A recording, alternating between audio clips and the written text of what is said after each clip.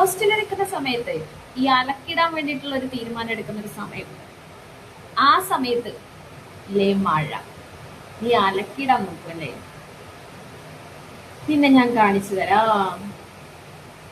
പിന്നെ നടന്നത്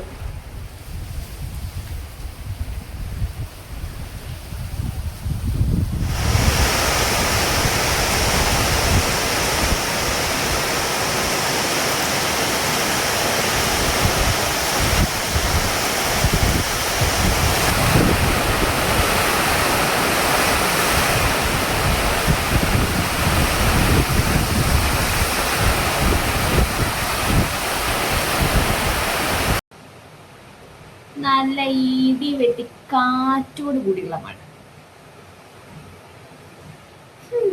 സൂര്യനൊക്കെ അത്ര നേരം ഉണ്ടായിരുന്നു, എവിടെ പോയി ഒളിച്ചു എനിക്കറിയാൻ പാടില്ല. അങ്ങനെ ഇന്നും ഞാനൊരു 3G ആയി.